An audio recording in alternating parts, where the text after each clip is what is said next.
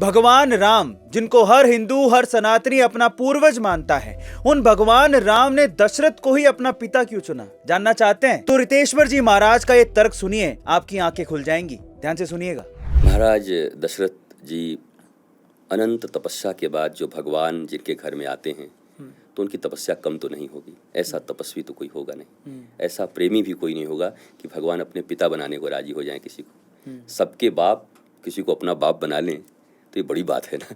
तो ठाकुर जी ने उनको अपना पिता बनाया, मतलब इतने रिजु, इतने सरल, इतना धार्मिक कोई नहीं होगा। दशरथ उनका नाम ही है और चक्रवर्ती सम्राट हैं। 10 रथ, 10 इंद्रियों पर जिनका पकड़ हो, कमान लगाम कस के जिन्होंने रखा हो।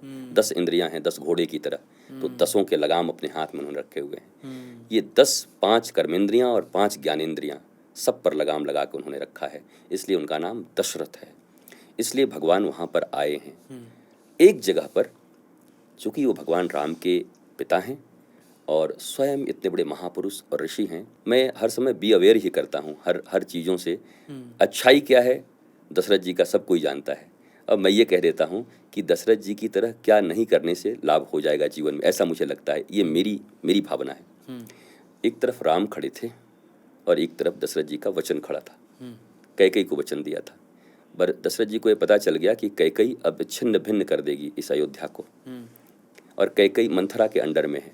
मंथरा कहते हैं मंथर बुद्धि, जो सिर्फ अपने लिए सोचता है। मंथरा, जिसकी बुद्धि स्थिर हो गई है केवल अपने शरीर पर। असुसु रमन्ते इति असुर, अर्थात जो केवल अपने चमड़े कपड़े के विषय में सोचते रहता है उसको असुर बोलते हैं। तो असुर शब्द और कोई नहीं है, सींग नहीं निकलता, पूछ नहीं निकलता। असुर जो दिन रात अपने लिए कुछ भी कर दे। मैंने एक फिल्म देखी थी, दिलीप कुमार की थी, बाद में कोई साउथ का ही कोई खलनायक था। पहले देखता था मैं फिल्म कि देखो फिल्मों से क्यों इतने प्रेरित होते हैं नौजवान, और उन फिल्मों से ही कुछ निकाल करके मैं प्रवचन कर दिया करता था, तो मुझसे कनेक्ट हो जाया करते थे। मैंने एक गाने पर 36 घंटे बोले हैं। बॉलीवुड के एक गाने पर 36 घंटा बोला मैंने। उस गाने को वेद से जोड़ा, शास्त्रों से जोड़ा, शब्दों से जोड़ा। तो उस फिल्म में खलनायक कहता है सक्सेस एट एनी कॉस्ट, सफलता किसी भी कीमत पर। बट सफलता क्या है उसकी? उसको पैसा कमाना था। लाशों के ऊपर भी मुझे ऊपर जाना है, ये उसकी सफलता थी। मैं भी कहता हूँ success at any cost, but मेरे सक्सेस की परिभाषा है शांति, प्रेम, आनंद, धर्म परायणता और अपनी संस्कृति। ये किसी भी कॉस्ट पे हम ले आएंगे। हमको कुछ त्यागना, हम त्याग देंगे।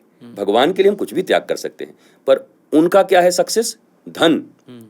जो सोने का पूरा इतना बड़ा महल रावण नहीं रख सका, 1 लाख पूत 1.25 लाख नाती, ता रावण घर दिया न बाती, कोई बचा नहीं, फिर उसको सक्सेस मान रहे हैं और उसके लिए लाशों पे चढ़ने के लिए तैयार हैं। ये आदमी तो विभ्रांत है। राक्षसों की सी बुद्धि है ऐसे आदमियों की। तो मैं पहली बार दशरथ जी के बारे में ये कहकर लोगों को आह्वान करना चाहता हूँ कि जब मंथरा ने कैकेयी जी को बहकाया और उनको पता चल गया कि कैकेयी अभी मंथरा के प्रभाव में है, अभी वो अपना अच्छा बुरा भी नहीं समझ पा रही हैं। मैं ही खत्म हो जाऊंगा, ये विधवा हो जाएंगी, इनका राम जी चले जाएंगे छोड़ करके अयोध्या, और अयोध्या राम के बिना कैसी अयोध्या।